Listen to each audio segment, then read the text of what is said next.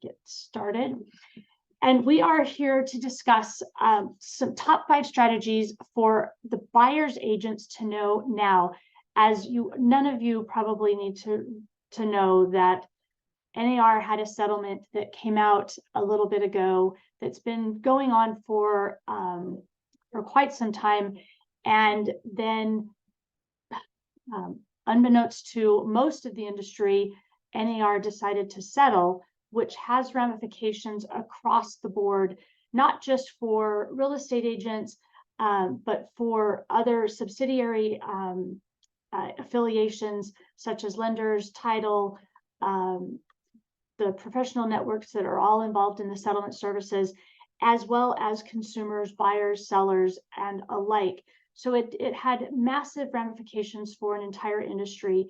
And so we wanted to get out and talk to those people that are really directly affected and help show you that there are so many things that are going to be opportunities with this settlement and this settlement that was put out just this past week or so. So I wanted to go over and talk about the top 5 things that we are going to talk about today. We are going to talk about some of the obstacles, maybe some that you already know about, maybe some that you haven't thought about that you might want to think about and try to come up with different ways that you can overcome those obstacles. We're going to talk about your value. We're going to talk about what you can do now. We're going to talk about what's in the works. And then we're going to talk about tactical training and things that you can use and ways you can deal with this right now. So first of all, what are some of the obstacles that this settlement has brought forward? I think I like to break it down into 4 different options, and it's just kind of funny that they spell out pave, because it is going to pave the way to our market going forward. The first one is perception. The perception of what this is doing is all over the market. There's going to be different perceptions, and you have to kind of step back as real estate professionals.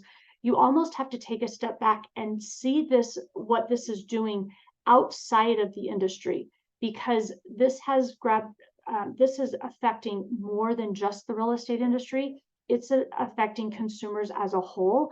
So it's not just the industry that the perception is impacting. It's also what the media is presenting, how consumers are viewing this, and how the market itself is viewing this, and how it's going to impact us on a daily basis. So those are all things that are going to be obstacles for you going forward. We also have artificial intelligence that is going to be an obstacle. Real estate agents for a long time have relied on the fact that we've been able to do business through great networks and great customer service and great relationships. But as we have seen especially over the past few years, that artificial intelligence and technology has really started moving forward and affecting the real estate industry as a whole. It's not a bad thing, and I don't think it's going to do away with our industry whatsoever. But just like in the mortgage industry, in the mortgage space, artificial intelligence has taken hold and is going to only continue to change and evolve business models that we have to be aware of, and we have to utilize to our best efforts so that we can keep moving forward with the technology that's going to go forward. So that can be things like lead generation tools, obviously ways for people to shop online, the use of technology, and its impact, especially on the generational gaps as we go forward. We all deal with many different generations, and the way that technology is being used for those different generations spans the gamut between completely 100% technology to 0% technology. So those are all going to be obstacles as well. V is going to be the value propositions. We are going to start seeing a wide range of what people look at as value. How do you view value? What is value? And what are the minimums? No longer can you walk in and say, oh, you know what, I'm going to help you find a house. because quite honestly, that's minimums. You know, that's kind of what everybody expects. You know, it's like with a mortgage lender, you know, you can't rely on just the fact that you're going to get the loan closed, because that's kind of the expectation. You know, that's just a minimum. So we're going to see some obstacles of changing and understanding what is your business proposition, what is your value proposition to your clients. And we're going to see a lot of haphazard businesses being put forward, and we want to make sure that those that are going to succeed have business plans in place that can be executed. And then we're going to also see the differentiation of what is compensation, what is an accurate compensation for service. Because remember, if you go back to perception, consumers have a much different perception of what is going to be the expectation for compensation and what is going to be expected going forward. And then the last obstacle is going to be, how are people getting educated? And I think that in our industry, education has always been an issue. We have very, very educated agents, and we have very, very professional agents. And then we have, it's very much the 80-20 rule. We have 80% that do the very minimum, and we have 20% that are going to be amazing and are amazing at their jobs and do a lot of the business. In this particular market shift, we're going to see that is a big issue, because just like when the mortgage industry went through a huge market shift after the financial crisis, you're going to see a lot of industry education, a lot of bad education, bad information out there. And we're going to see that the same thing with this change in the market shift. And then there's going to be a lot of lack of consumer information. The consumer education, unfortunately, there's a lot of sound bites. There's a lot of, and we've already seen it, there's a lot of media presence that is only giving what sells information. And that's going to create a lot of fear in the marketplace, and quite honestly, fear in the industry. So those are going to be a lot of what we're going to have to overcome as obstacles. And as we do that, we need to be prepared to be able to overcome those obstacles. As you can see, some of these are just a few highlights of things that I've seen in just out and about in the world already, that our consumers are being bombarded. It's not just what the industry is seeing, but it's what our consumers are seeing. What scares me even most is something that I was actually on a call with some industry leaders, and they talked about the problem isn't just the industry, it isn't just the media. Sometimes it's the industry, because the industry sometimes does things that hurts themselves more than the outside hurts us. Because what I see is, if I go on social media, we're forwarding we're forwarding articles that, you know, we're posting to the people that we think we're only posting to people within our industry. But the problem is that the consumers that are in our feeds or that are in our networks are also seeing these things and hearing what we're saying about it. And if we're commenting and making remarks that are fear-based and that are, oh, this is going to be terrible, oh, this is, you know, all the things that we say and maybe think we're only talking to one group of people, they're being heard by consumers as a whole. So, you know, being careful of what we are presenting to the consumer base is very, very important as we try to overcome and move forward in this market shift. Because like I said, there's a lot of opportunities that, especially somebody like me who in the mortgage industry, we've been through this. We have been through such a huge market shift over the last 10 years that there's a lot of opportunities for new and even better ways to do business, that we just have to get through that paradigm to see onto the other side. So some of the things that we also, we have to be aware of to overcome is the technology. Straight from NAR, it says that as of in 2023, 100% of buyers said they use the internet at some point in their home search. There's no escaping that technology is going to be a part of us moving forward. You cannot ignore the fact that technology is going to be available to everyone.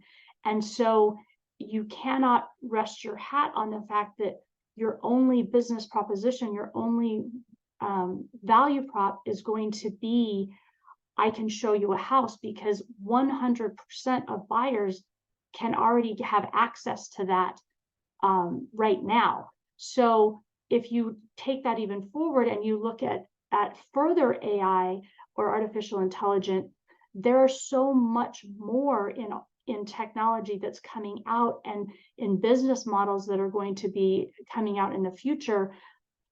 Things like, if you're not aware of what predictive analytics are, I'm sure you're aware of 3D modeling and staging and things like that within the MLS and all of those other things. There's so many other types of AI that isn't going to be you need to be much more aware of within the real estate community, that you can actually use in your own value proposition that is going to help you overcome some of these obstacles. Using them rather than fighting them is going to be the way that you are going to survive in the future.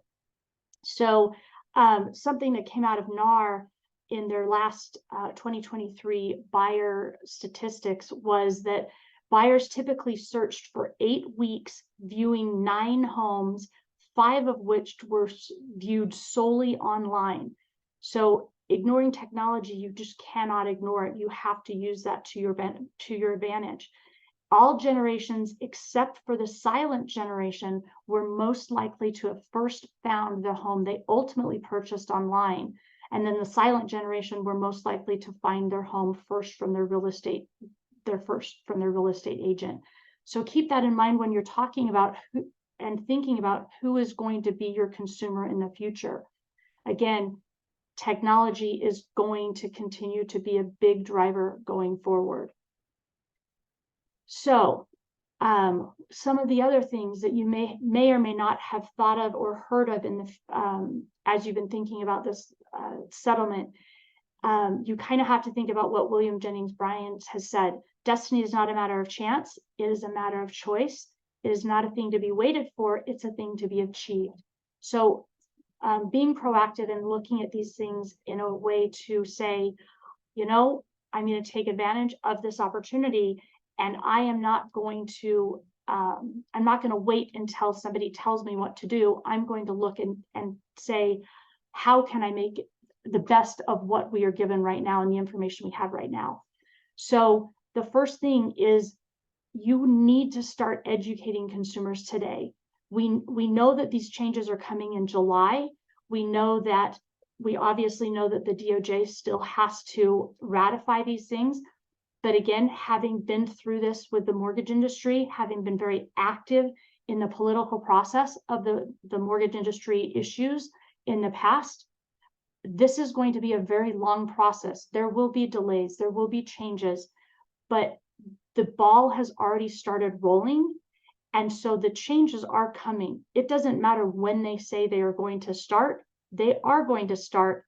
It just hasn't been told that you're required to start today. So when you're talking about, oh, well, it's not going to happen until July, that's not true. It's already happened.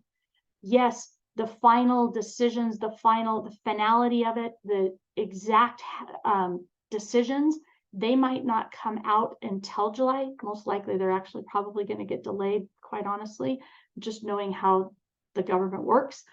But you need to start educating your consumers today, because guess what? The media already has started. And I will tell you, I have already had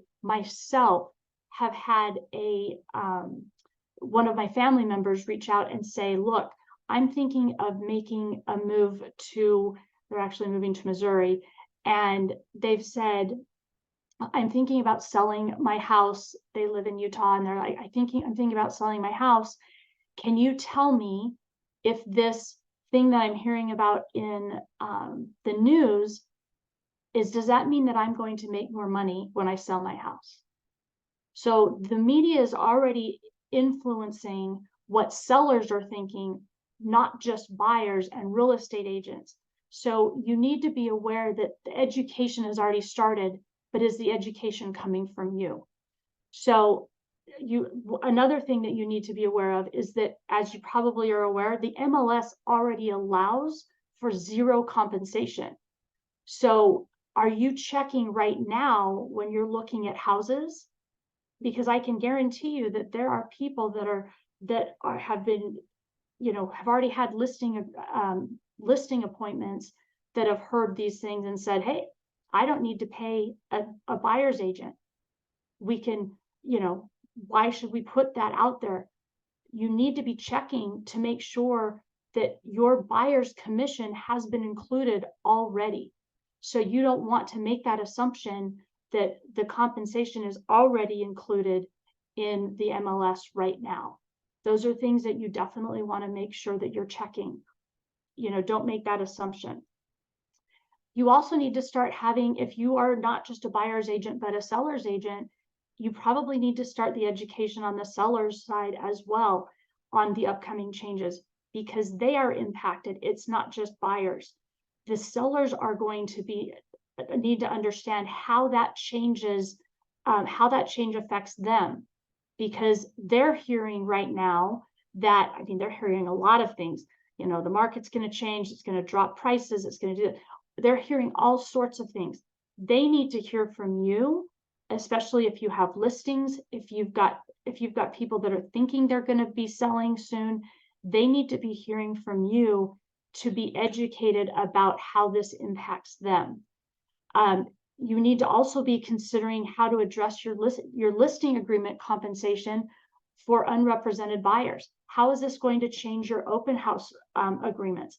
So if you're sitting in an open house and you are looking at your if you have an unrepresented buyer coming in and you're post this July date or whatever date it goes into effect, are you now going to represent them just looking, or represent that buyer just looking at that house? Are you going to do you have an agreement with the listing or with the seller that says that that you can now have a dual agency?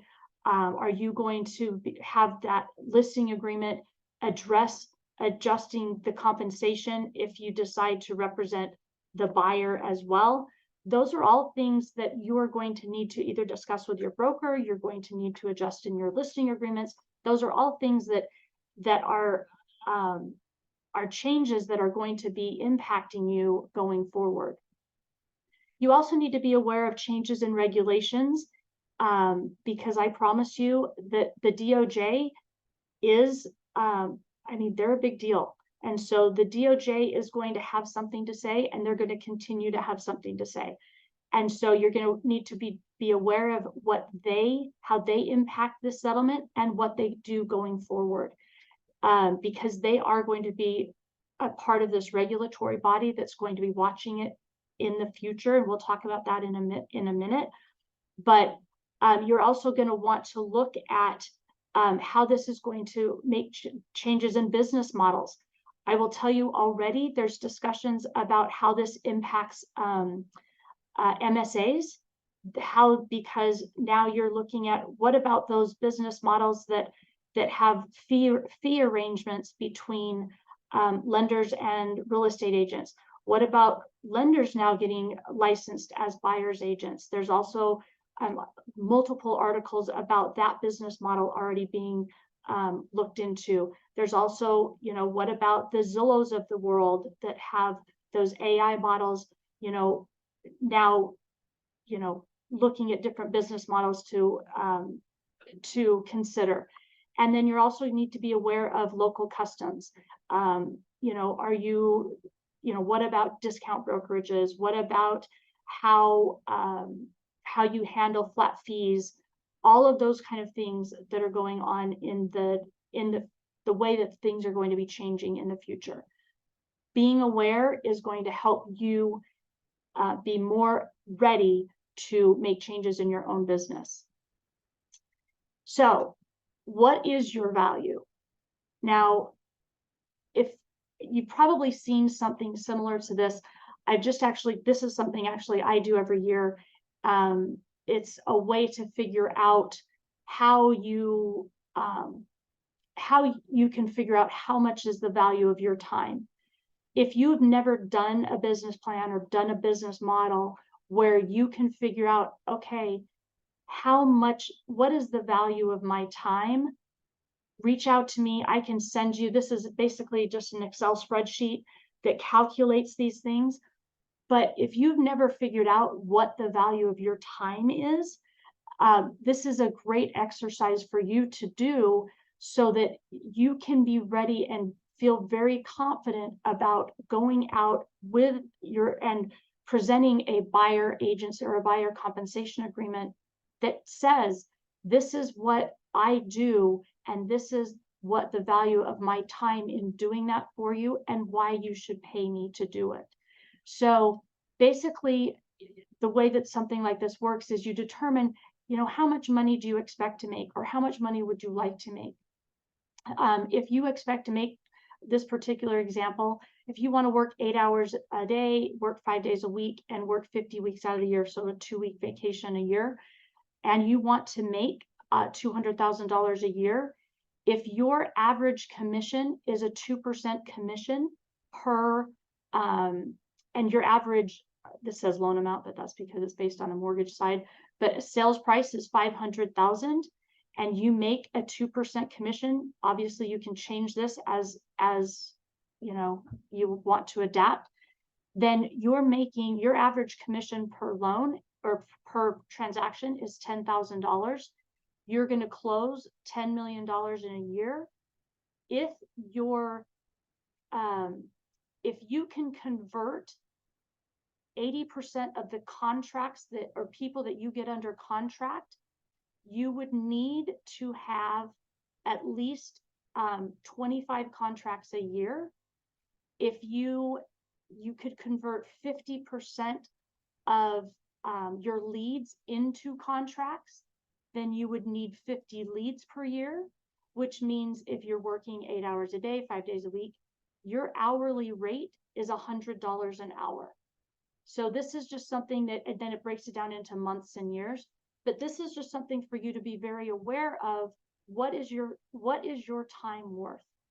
And so if you can have that in your mind and realize, hey, everything that I do is worth $100 an hour, then you need to have that mindset so that when you present it and have the confidence to present to a client, and you can say, this is what I do, and it's worth $100 an hour, then you're confident when you're explaining to them, this is my value, because you're going to have to disclose now to these buyers and explain and justify what you're going to do for them for your 1, 2, 3% or flat fee or whatever it is that you're going to decide to do, because you have to justify, would you write yourself a check for that amount? So there's obviously going to be objections.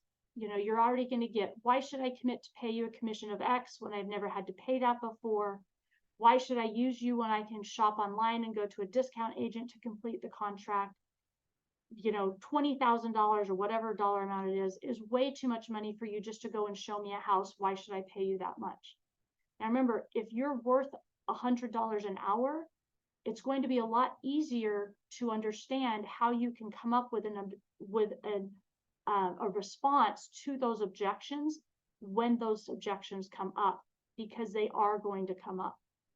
So going forward, a sample response might be, as your exclusive buyer's agent, I provide local market expertise, and I am dedicated to find your home in my wide network, and through skilled negotiation as well as contract knowledge, I'll be able to save you time, money, and mitigate much of your risk by working with our team of seasoned professionals to help you get to the closing table with as little turbulence as possible. Now, I'm not a real estate agent. Is that something that I do? No, but it's something that clarifies because I know what goes into getting someone from point A to point B, because I know how difficult a real estate transaction can be. But the point of this is that you have to be able to translate how difficult that is to someone who doesn't understand that. So are you ready to be able to do that? And so if you have not or do not have already the ability or have it worked out to be able to communicate or show that buyer why you're worth $100 an hour, or why you're worth what you're going to be charging them, that is the first thing that someone needs to do right now, is to be able to go in and be ready to explain those process or why it is that you are worth that. So if in that objection or in that response to the objection, I discussed that I have market knowledge and exclusive access to listings. Well, I'm going to explain that I have expertise that they do not have. It is not just about finding a home. Finding the home is easy. They can go online. There's all sorts of tools and AI that they can use to be able to figure that out. That is not what they are paying me for. What they are paying me for is the expertise of once they have found that home. They're paying me for ongoing in-depth education of the current local market, including trends, neighborhood dynamics, and other value. And on top of that, I might be going above and beyond, because I'm going to listen to find out what someone's wants and needs are in a property, and find a range of properties to fit those wants and needs.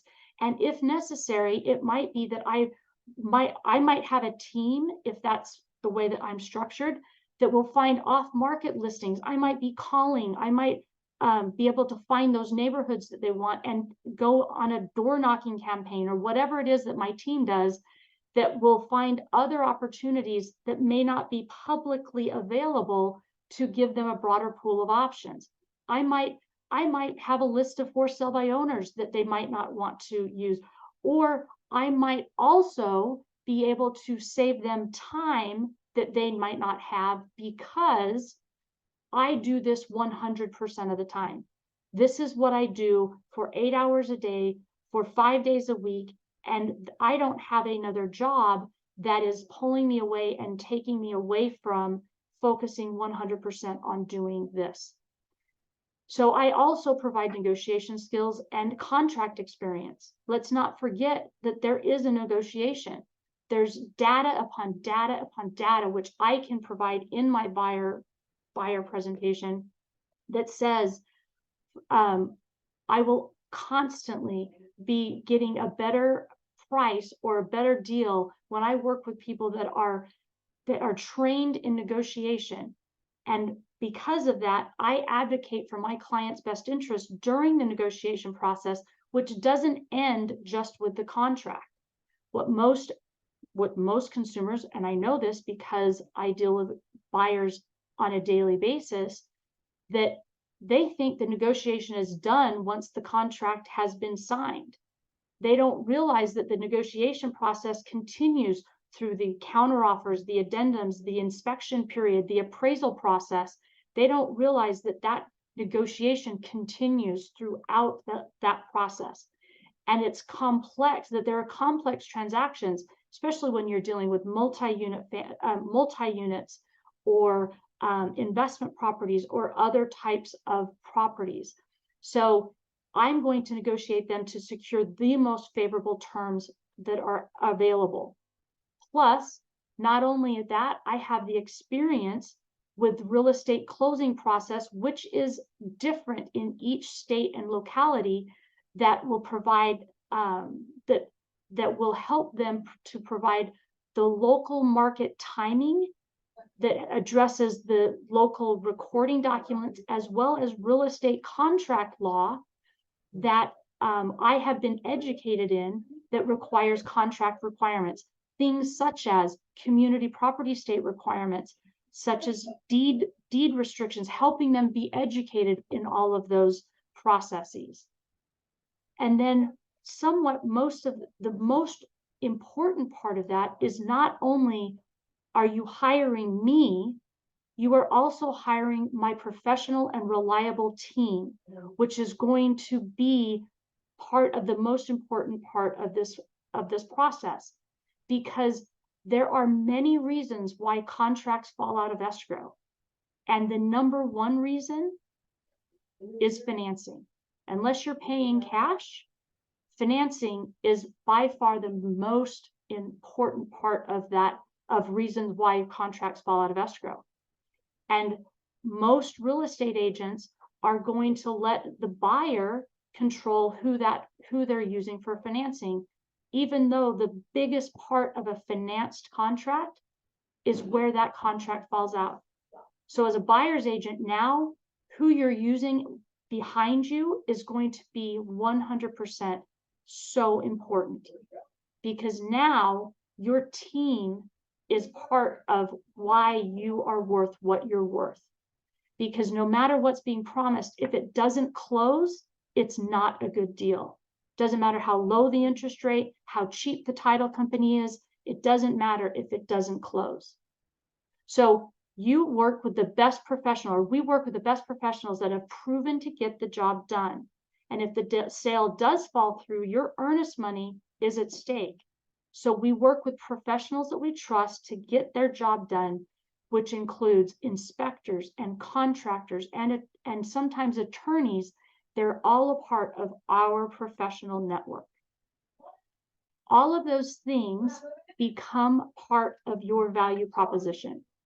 And if you can't explain that to a buyer and explain the processes that go from start to finish, then if the only value that you bring to the table is that you can find a property, then the buyer can do that on their own.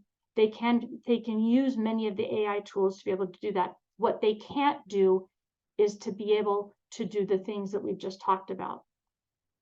So in business, transparency is the currency of trust. Openness with consumers builds credibility, fosters loyalty, and creates lasting relationships that transcend transactions. This is how you can justify that you are worth that $100 per hour, that you are worth that 3% commission, that you are worth the dollars that they are going to pay you to make sure that that contract, that they find their house, that the contract gets negotiated, that they get through all of the process of that loan closing and get into the home that they really want. So what do you do now? Well, right now, the problem is that consumers have a perception of the market, which creates, as we all know, fear. False evidence that appears very, very real. Well, the solution is that you need to be the one providing the knowledge and expertise to your network. If you have not already, today you should be reaching out to every single person in your network, whether it's on social media, whether it's through email, whether it's through a phone call, whether it's through a written letter, and explain what is going on with this NAR settlement. It doesn't matter if you know everything about the settlement. What matters is that you are explaining to them that there is a market shift going on and you are the expert. You know that you are representing them and you are the person that they can always turn to, that you can be the one who is guiding them through this very volatile time. Because if they're not hearing from you, be 100% aware that they are hearing from not just someone else, they're hearing from multiple someone else's. So they need to be hearing from you.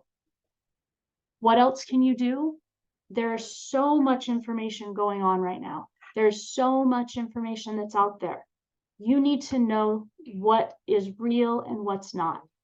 So we've all heard about seller concessions. So how are you going to get paid? What's how are you going to get through this time and obviously make that $100 per hour that you're worth or more?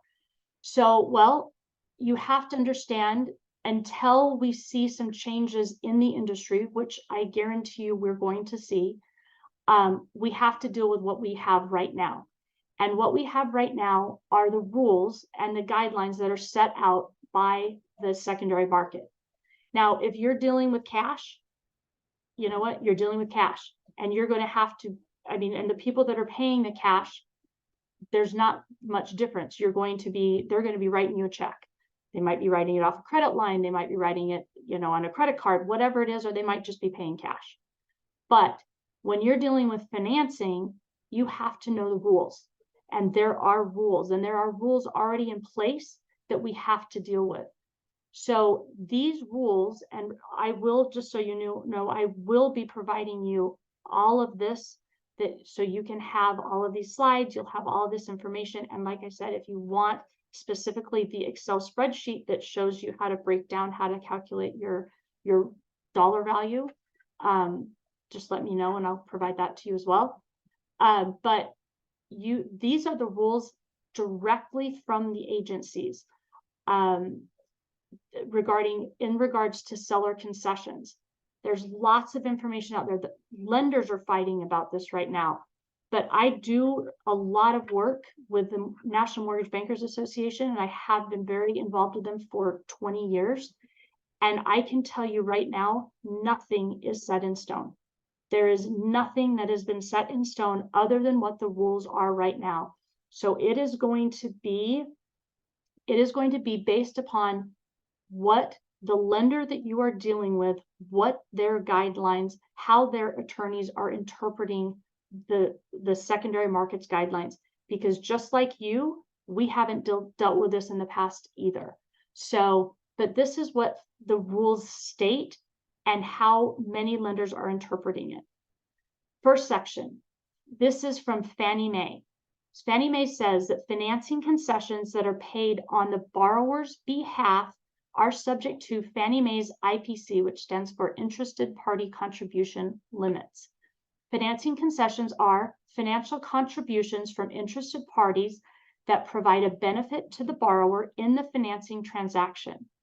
Payments or credits related to acquiring the property, and payments or credits for financing terms including prepaids. So Fannie Mae says, and what most lenders are hanging their hat on, says payments or credits related to acquiring the property.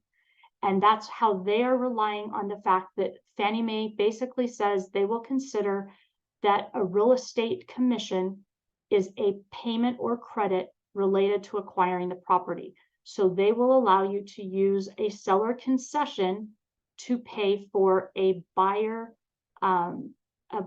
agreed upon contract to pay commission.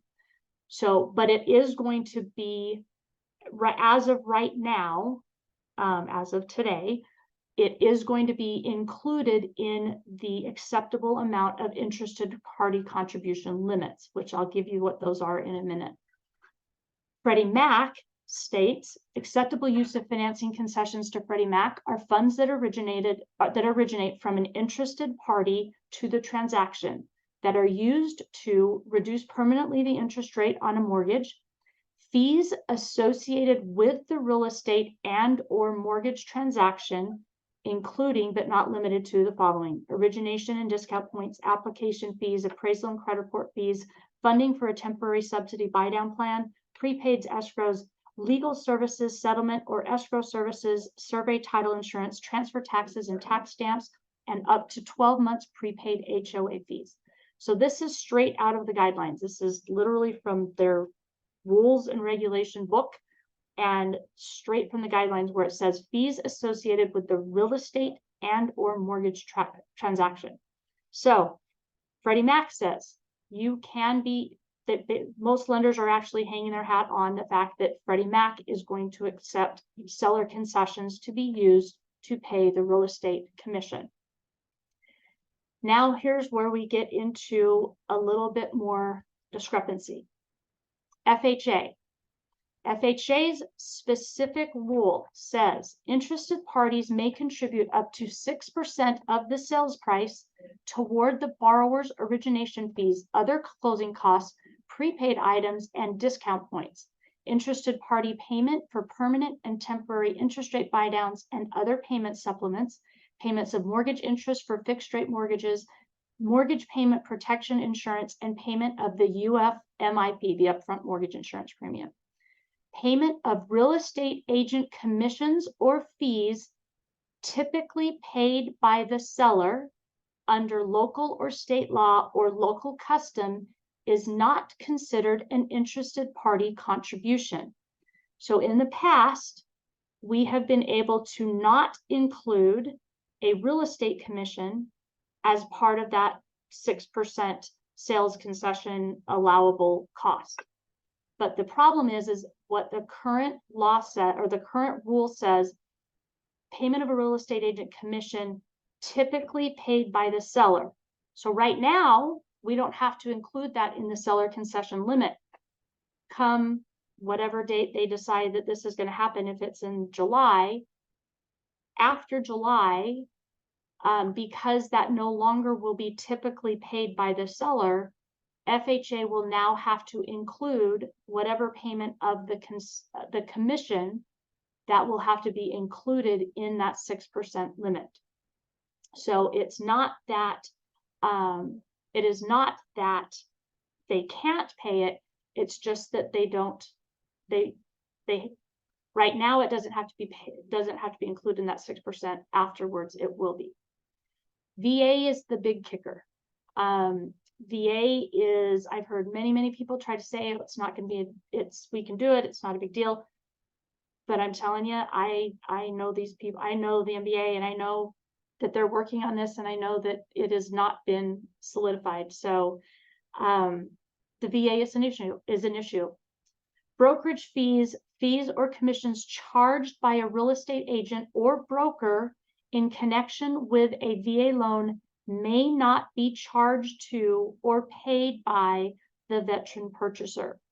While use of a buyer broker is not precluded, veteran purchasers may not, under any circumstances, be charged a brokerage fee or commission in connection with the services of such individuals.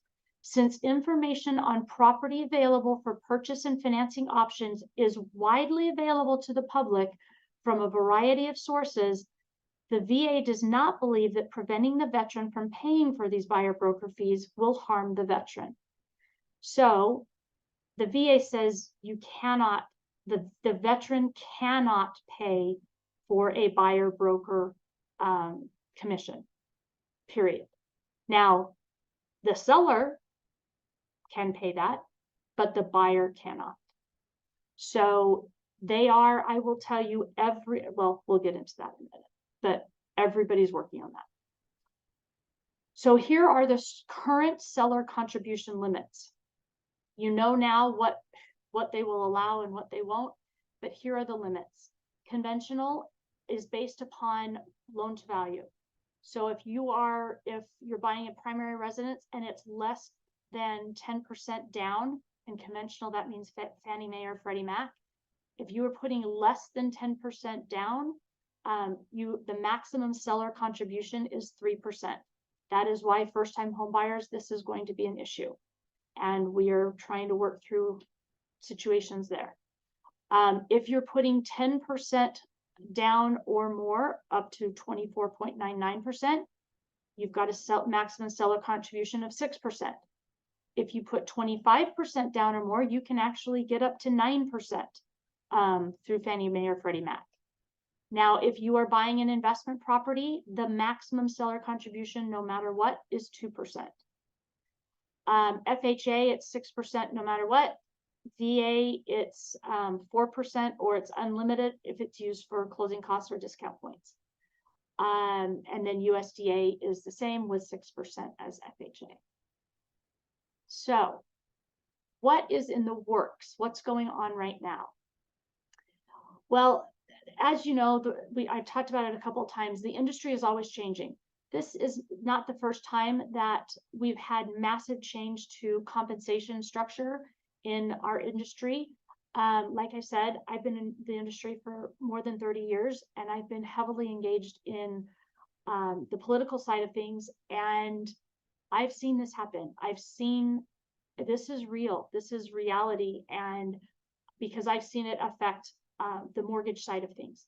So in 2010, the Wall Street Reform and Consumer Protection Act, as we all remember, Dodd-Frank, was in response to the financial crisis, and they came out and said that part of that regulation, or part of that Dodd-Frank law, was regulation that they actually they had part of that regulation regulating loan officer compensation, which was in order to prevent conflict of interest. So in 2010, we had congressional law that actually came out and said, loan officers, we're going to restrict your loan officer compensation, how you are paid. Well, if we didn't like that right off the bat, in 2011, we also got hit by the Federal Reserve. So not just Congress, we got hit with the Federal Reserve, who implemented a rule as a part of Reg Z in the Truth in Lending Act that addressed the issue of yield spread premiums and prohibited loan originators, including loan officers, from receiving compensation based on any terms or conditions other than the loan amount. So it wasn't enough that they had to regulate our compensation through congressional leaders. They also regulated it through Reg Z, or Truth in Lending, where we could not be compensated on anything other than loan amount. This aimed to prevent loan officers from steering borrowers into higher cost loans, or making them borrow basically more money than they needed to pay us or to pay lenders. So it also required the disclosure of our payments to clients. So we have been through this.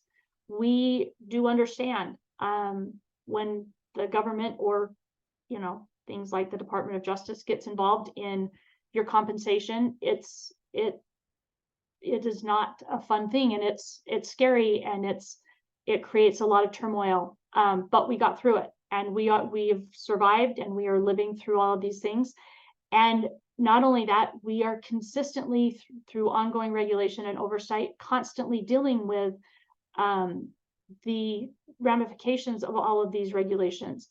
Regulatory agencies, particularly the CFPB, continues to monitor and enforce regulations related to compensation, including the disclosure of yield spread premiums. And they constantly conduct examinations and investigations to make sure we're complying with existing rules, and they take enforcement actions against those that are not. So, I mean, believe me, we do understand as an industry how hard this is and how much this does impact the way that business is being done. But it also shows you that the industry does evolve, and it can still be profitable, and you still move on. So Bob Brooksmith, who is the current president of the Mortgage Bankers Association, has said, our focus is on helping our members adapt to the changes that do come, ensure that those changes do not disrupt the home financing process and make this experience worse for home buyers and home sellers. This includes confirming from key secondary market participants that the real estate commissions paid directly by the seller to the buyer's agent's representatives within reasonable limits are not considered seller contributions and are exempted from maximums permitted. The VA also needs to eliminate its prohibition on VA borrowers paying a real estate agent. So the MBA is right now trying to work with Fannie Mae and Freddie Mac in the secondary markets and the VA to try to get things to be changed, so that we are not going to have to include the seller payment to the buyer's agents to be included in those seller concession limits. So we are trying to work on your behalf to do that. The Community Home Lenders of America wrote a letter to the Secretary of the Department of Veterans Affairs to basically the same thing, saying, due to unintended consequences arising from the existing regulatory requirements regarding VA, mortgage loans veterans Veterans and active duty personnel find themselves at an unfair disadvantage when buying a home or being forced not to utilize their VA mortgage benefit. So we are all trying to work together to try to make these changes. One of the things that there are things that need to be made aware of that you may not have thought of is that Lending RE, the chief legal officer, has made comments that are also being discussed in regulatory circles that discuss about agents needing training to ensure that their unconscious bias is not a factor in selecting buyers to represent based on perhaps false perceptions of who could and could not pay out of pocket. If the buyers are part of a protected class, that could really be an issue. To be aware of their unconscious bias when working with sellers and choosing between an unrepresented or represented buyer, as an unrepresented buyer may also be part of a protected class. So those are also things that we need to be aware of moving forward. So last but not least, I do want to talk about ways that we can help you right now.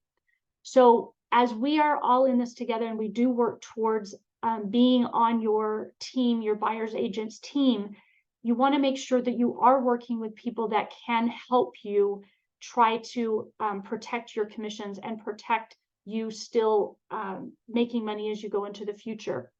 So we offer ways to be able to help working with your buyers to help show them ways that they can still, if they are putting at least 10% down or more, that they can, along with you in explaining to them how they can negotiate some of the commissions into the price of the home. We can actually show them in practice how that actually impacts them and how little it impacts them in monthly payments by financing a lot of that commission into their purchase price. So to give you an example, if we were to, we can show them their initial offer price. Let's say it's a $600,000 purchase price. They're putting 20% down. Let's say the interest rates are 6.875. With all their closing costs, their monthly payment, including property taxes, homeowners insurance, and so forth, is $3,563 per month.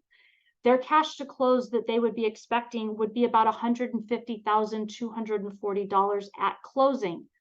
Now, if we were to state to them, look, if I'm going to make the assumption that someone is going to pay a 3% commission to a buyer or to a buyer's agent, we can show them that 3% could be negotiated into the contract to be paid for in the purchase price and financed.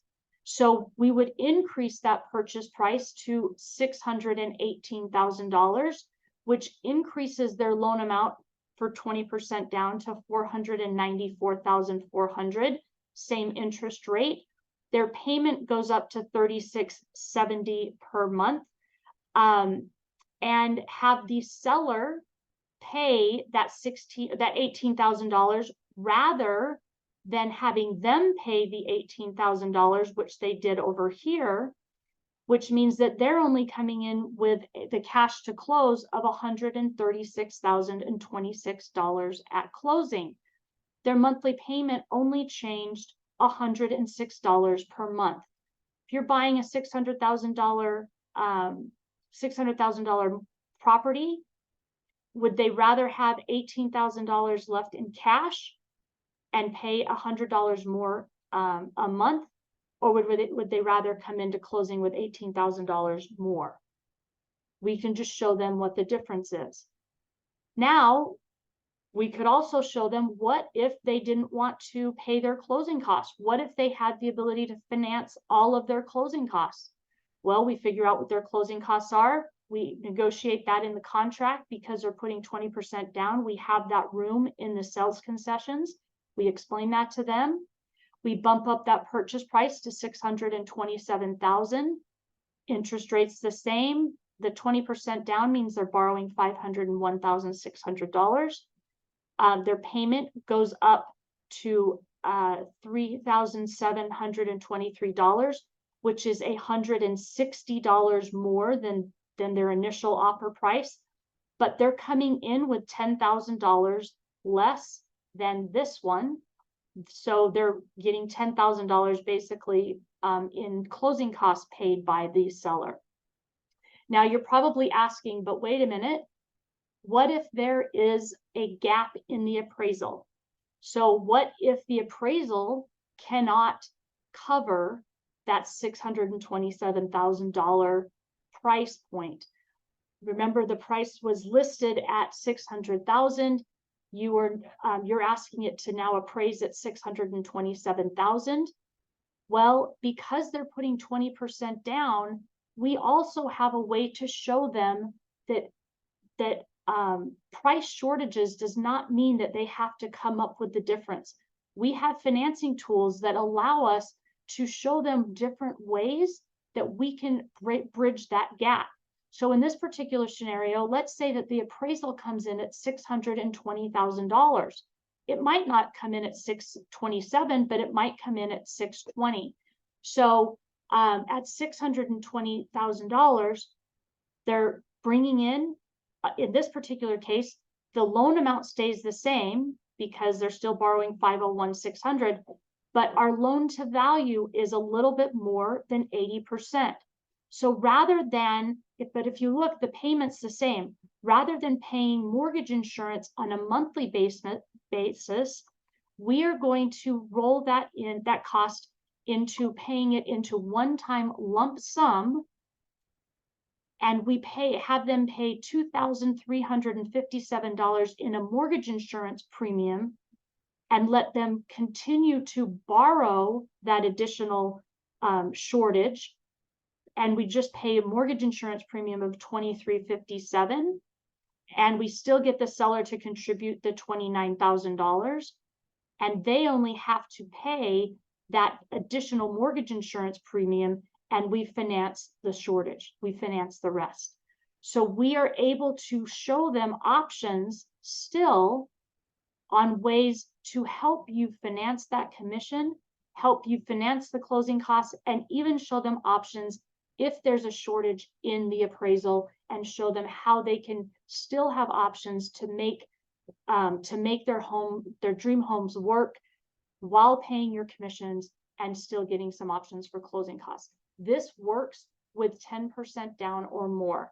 When you're dealing with 5% down, it's a little bit more difficult. And that is why we do have some issues with the first-time home buyers. That's why right now we need to get them informed and explain why they need to consider the ramifications of waiting to purchase, which we also have rent-to-own options that we can help you with. But we also need to keep them educated and informed of the future options, because like I said, the mortgage industry, the real estate industry knows that this is going to have negative impacts to first-time home buyers. And so the market is going to change, but we need to make sure that they are informed of those changes as they arrive. The best way to deal with that is make them understand to purchase right now, to get off the fence, and make sure that they realize the importance of understanding how this may impact them in the future.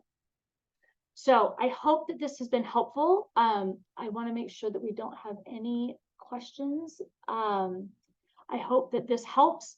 And if you have any questions, please feel free to reach out to me.